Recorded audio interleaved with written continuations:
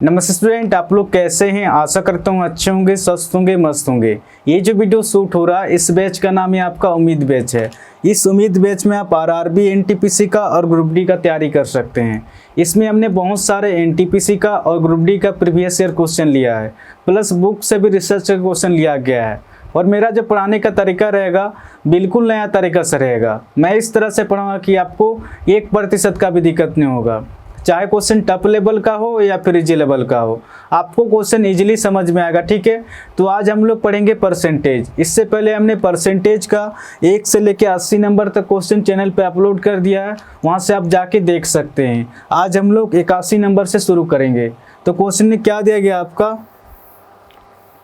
एक परीक्षा में परीक्षार्थियों के 52% अंग्रेजी में अनुत्तीर्ण हुए और 42% गणित में। तदनुसार यदि दोनों विषय में 17% अनुत्तीर्ण रहे हों तो उन दोनों विषय में अनुत्तीर्ण परीक्षार्थी का प्रतिशत कितना था, क्वेश्चन कह रहा। अब जैसे जैसे क्वेश्चन कह रहा है उस हिसाब से लिखते जाएंगे। तो क्वेश्चन में क्या दिया गया है, एक परीक्षा में परीक्षार्थियों के 52% अंग्रेजी में अनुत्तीर्ण हुए, यानी कि फेल दिया गया आपका 52% इंग्लिश में, और मैथ में आपका फेल दिया गया, कितना दिया गया आपका 42%, और दोनों विषय में आपका 17% फेल है, इंग्लिश प्लस मैथ। जब भी इस टाइप का क्वेश्चन आएगा तो इस टाइप का क्वेश्चन में एक ट्रिक लगता है। अगर यहाँ पर भी फेल है, यहाँ पर भी फेल है, यहाँ पर भी फेल है, अगर तीनों अगर इक्वल होगा तो दोनों को जोड़ के इसको घटाएंगे तो डायरेक्ट आंसर निकल के आएगा। बट एक कंडीशन लगता है, या फिर तीनों फेल होना चाहिए या फिर तीनों पास होना चाहिए, तभी जाके एक ट्रिक फॉलो होता है। ठीक है, तो यहाँ पर भी फेल है, यहाँ पर भी फेल है, यहाँ पर भी फेल है, तो दोनों को जोड़ के इसको घटाएंगे तो डायरेक्ट आंसर निकल के आएगा। 52 और 42 कितना निकल के आ रहा है, ये आपका निकल के आ रहा है 94। 94 में अगर 17 माइनस करेंगे तो कितना निकल के आ रहा है, ये आपका निकल के आ रहा 77%। यहाँ पर भी फेल है, यहाँ पर भी फेल है, यहाँ पर भी फेल है, तो ये भी डाटा फेल ही निकल के आएगा, यानी कि फेल पर से कितना निकल के आ रहा 77%। तो क्वेश्चन क्या कह रहा, तो उन दोनों विषय में अनुत्तीर्ण परीक्षार्थियों का प्रतिशत कितना था, तो 77% फेल हो जाएगा। ठीक है, तो इस क्वेश्चन का जो आंसर हो जाएगा ऑप्शन ए इसका सही आंसर होगा। आपका 82 नंबर क्वेश्चन में क्या दिया गया है, एक परीक्षा में परीक्षार्थियों को 52% अंग्रेजी में अनुत्तीर्ण हुए, 42% गणित में। तदनुसार यदि दोनों विषय में 17% अनुत्तीर्ण रहे हों तो उन दोनों विषय में उत्तीर्ण परीक्षार्थियों का प्रतिशत कितना था, क्वेश्चन कह रहा है। अब जैसे जैसे क्वेश्चन कर रहा है उस हिसाब से लिखते जाएंगे। तो क्वेश्चन में क्या दिया गया है, एक परीक्षा में परीक्षार्थियों को 52% अंग्रेजी में अनुत्तीर्ण हुए, यानी कि फेल दिया गया आपका 52% इंग्लिश में, और मैथ में आपका फेल दिया गया है 42%, और दोनों विषय में आपका फेल दिया गया है 17%, यानी कि इंग्लिश और मैथ में। आप देख सकते हैं यहाँ पर भी फेल है, यहाँ पर भी फेल है, यहाँ पर भी फेल है, तीनों इक्वल हो रहा, तो दोनों को जोड़ के इसको हटाएंगे तो डायरेक्ट आंसर निकल के आएगा। ये कितना निकल के आ रहा 52 और 42 94 निकल के आ रहा। 94 में अगर 17 माइनस करेंगे तो कितना निकल के आ रहा है, ये आपका 77% निकल के आ रहा है। यहाँ पर भी फेल है, यहाँ पर भी फेल है, यहाँ पर भी फेल है, तो ये भी डाटा फेल ही निकल के आएगा, यानी कि फेल प्रतिशत कितना निकल के आ रहा 77%। तो क्वेश्चन क्या कह रहा, तो उन दोनों विषयों में उत्तीर्ण परीक्षार्थियों का प्रतिशत कितना था, क्वेश्चन कह रहा। टोटल हमेशा 100% होता है, 100% में अगर फेल प्रतिशत 77% है तो पास प्रतिशत कितना रहा होगा, पास प्रतिशत आपका 23%।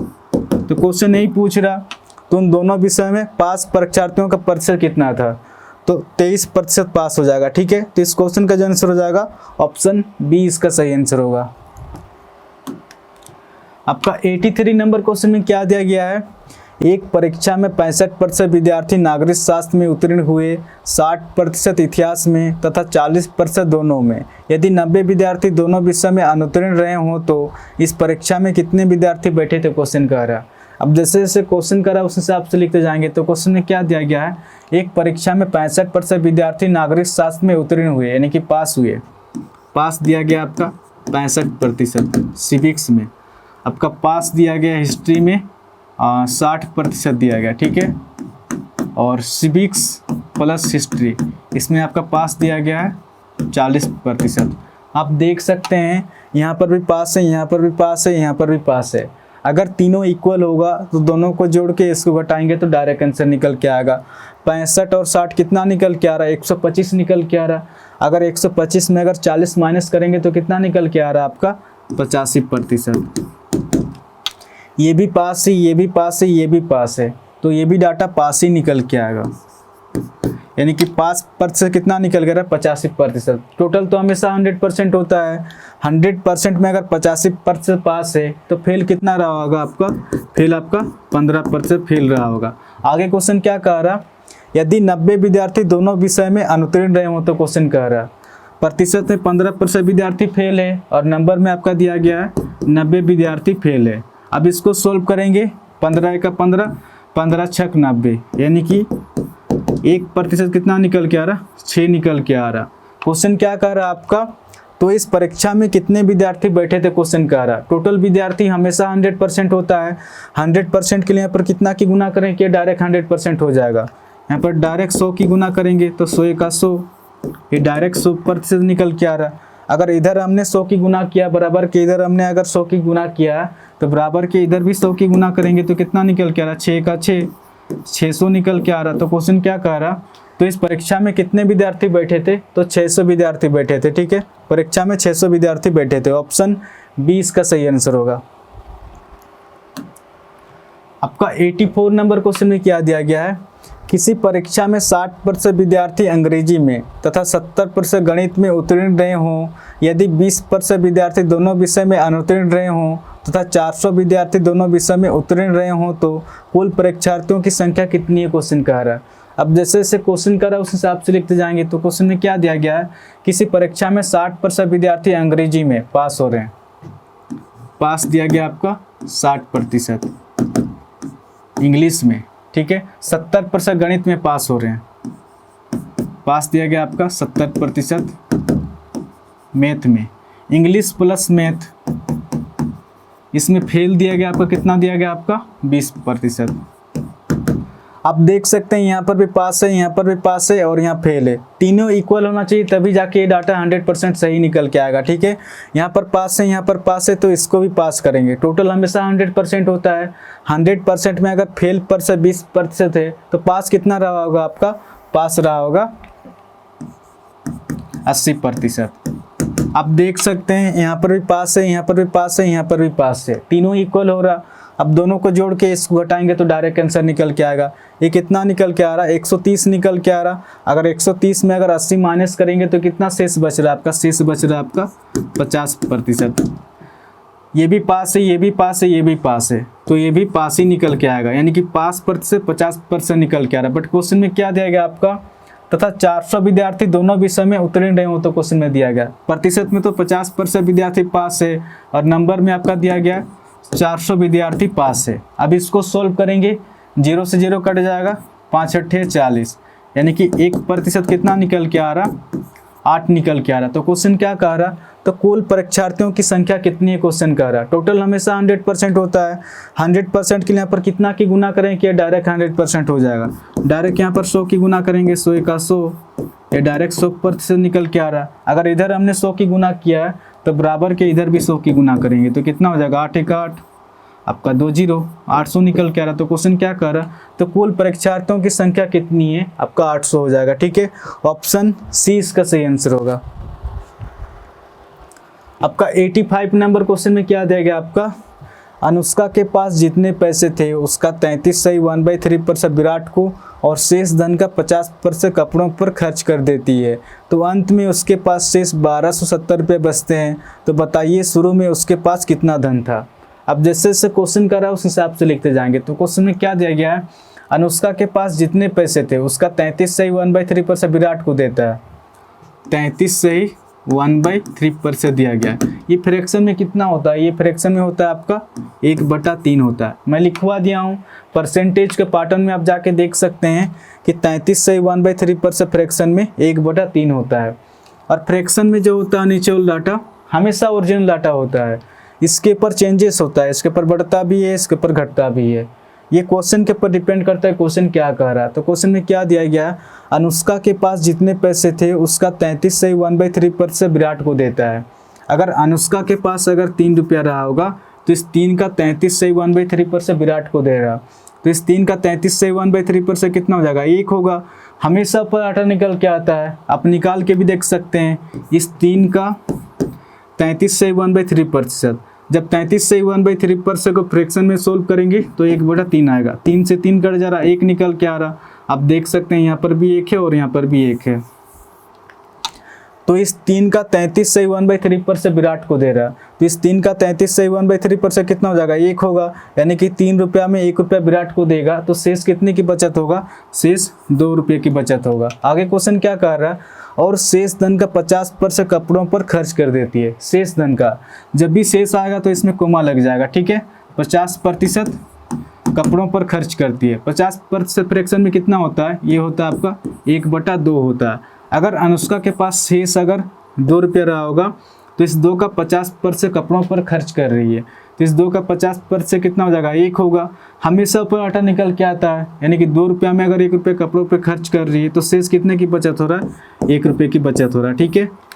अब इधर वालों को गुना करके जो भी संख्या निकल के आएगा, शुरुआत में कितना धन था, और इधर वाला आटा को गुना करके जो भी संख्या निकल के आएगा अब कितना हो गया है। अब इसको सोल्व करेंगे, 2 से 2 कट जाएगा, यहाँ पर 3 निकल के आ रहा और यहाँ पर 1 निकल के आ रहा।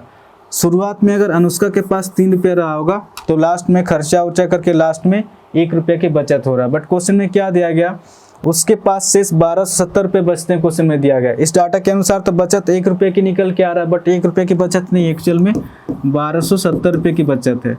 इस 1 से 1270 कितना होना ज़्यादा है, ये अपने आप से आपका 1270 होना ज़्यादा है। तो क्वेश्चन क्या कह रहा है, तो बताइए शुरू में उसके पास कितना धन था। तो बताइए शुरू में अनुष्का के पास कितना धन था, 3 ना होकर अपने आप से इसी 1270 के साथ गुना करेंगे, कितना हो जाएगा, ये 1270 × 3 आपका हो जाएगा 3810 हो जाएगा। तो शुरुआत में अनुष्का के पास 3810 रुपया रहा होगा, ठीक है। तो इस क्वेश्चन का जो आंसर हो जाएगा ऑप्शन सी इसका सही आंसर होगा। आपका 86 नंबर क्वेश्चन में क्या दिया गया है, राम के पास जितने पैसे थे उसका 20% श्याम को और शेष धन का 12 से 1/2% खाने पर और शेष धन का 14 से 2/7% यातायात पर खर्च कर देता है। तो अंत में उसके पास शेष 2100 रुपये बचते हैं। तो बताइए शुरू में उसके पास कितना धन था। अब जैसे जैसे क्वेश्चन कर रहा है उस हिसाब से लिखते जाएंगे। तो क्वेश्चन में क्या दिया गया है, राम के पास जितने पैसे थे उसका 20% श्याम को देता है, 20% श्याम को देता है। आगे क्वेश्चन क्या दिया गया, और शेष धन का, जब भी शेष आ जाएगा तो इसमें कोमा लग जाएगा। शेष धन का 12 से 1/2% खाने पे खर्च करता है, 12 से 1/2% खाने पे खर्च कर रहा। और शेष धन का जब भी शेष आ जाएगा तो इसमें कोमा लग जाएगा। शेष धन का शेष जो भी बचा था इसका आपका 14 से 2/7% यातायात पे खर्च करता है। अब इसको सोल्व करेंगे कि 20% फ्रैक्शन में कितना होता है। जब भी प्रतिशत को हटाएंगे 100 से भाग देंगे, 20 का 20, 20 2500, 1/5 निकल के आ रहा। ये आपका कितना हो जाएगा, ये आपका 1/8 हो जाएगा और ये आपका 1/7 हो जाएगा। मैं लिखवा दिया हूँ परसेंटेज के पार्टों में, आप जाके देख सकते हैं कि 12 से 1/2% फ्रैक्शन में 1/8 होता है और 14 से 2/7% फ्रैक्शन में 1/7 होता है। और फ्रैक्शन में जो होता है नीचे वाला डाटा हमेशा ओरिजिनल डाटा होता है, इसके ऊपर चेंजेस होता है, इसके ऊपर बढ़ता भी है, इसके ऊपर घटता भी है।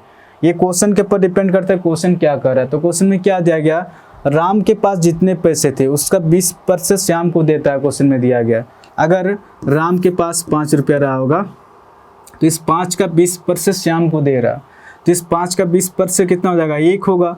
हमेशा ऊपर आटा निकल के आता है, यानी कि 5 रुपये में अगर 1 रुपया श्याम को दे रहा तो शेष कितने की बचत हो रहा, शेष 4 रुपये की बचत हो रहा। शेष धन का शेष अगर उसके पास 8 रुपया रहा होगा तो इस 8 का 12 से 1/2% खाने पे खर्च कर रहा, तो इस 8 का 12 से 1/2% कितना हो जाएगा, 1 होगा। हमेशा ऊपर आटा निकल के आता है, यानी कि 8 रुपया में अगर 1 रुपया खाने पे खर्च कर रहा है तो शेष कितने की बचत कर रहा, 7 रुपये की बचत कर रहा। जो भी शेष धन का शेष अगर उसके पास 7 रुपया रहा होगा तो इस 7 का 14 से 2/7% यातायात पे खर्च कर रहा, तो इस 7 का 14 से 2/7% कितना हो जाएगा, 1 होगा। यानी कि 7 रुपया में 1 रुपया यातायात पे खर्च कर रहा, तो शेष कितने की बचत हो रहा, शेष 6 रुपये की बचत हो रहा, ठीक है। अब इधर लोग को गुना करके जो भी डाटा निकल के आता है, शुरुआत का डाटा निकल के आता है और इधर डाटा को गुना करके जो भी संख्या निकल के आता है अब कितना हो गया है। अब इसको सोल्व करेंगे, 7 से 7 कट जाएगा, 4 का 4, 4 दूना 8, 2 तिया 6, ये 5 निकल के आ रहा, अब ये कितना निकल के आ रहा, 3 निकल के आ रहा। अगर शुरुआत में अगर राम के पास 5 रुपया होगा तो लास्ट में खर्चा उर्चा करके लास्ट में 3 रुपया की बचत हो रहा है। बट क्वेश्चन में क्या दिया गया आपका, उसके पास शेष 2100 रुपये बचते हैं। इस डाटा के अनुसार तो बचत 3 रुपया का है, बट 3 रुपया नहीं, एक्चुअल में आपका दिया गया है 2100 रुपये की बचत होता है। इस 3 से 2100 कितना गुना ज़्यादा है, ये अपने आप से 3 7 21 2 0 700 गुना ज़्यादा। तो क्वेश्चन क्या करा, तो बताइए शुरू में उसके पास कितना धन था। तो बताइए शुरू में राम के पास कितना धन था, तो 5 ना होकर अपने आप से इसी 700 के साथ गुना करेंगे, कितना हो जाएगा 7 5 35 2 0। तो शुरू में राम के पास 3500 रुपया रहा होगा। ठीक है, तो इस क्वेश्चन का जो आंसर हो जाएगा ऑप्शन 20 का सही आंसर होगा, शुरू में राम के पास 3500 रहा होगा। तो आज के लिए इतने क्वेश्चन करेंगे। अगर आप लोग को अगर वीडियो अगर अच्छा लग रहा तो चैनल को शेयर एंड सब्सक्राइब जरूर कीजिए, क्योंकि हमें एक अंदर से मोटिवेशन फील होता है कि हाँ इतने लोगों तक वीडियो पहुँच रहा, तो हमें और वीडियो बनाने का मन करेगा। तो इसीलिए चैनल को जितना हो सके शेयर एंड सब्सक्राइब जरूर कीजिए, और हाँ कॉमेंट करके जरूर बताएँ कि आपको वीडियो कैसा लग रहा। तो आज के लिए इतने ही, फिर कल मिलेंगे। धन्यवाद।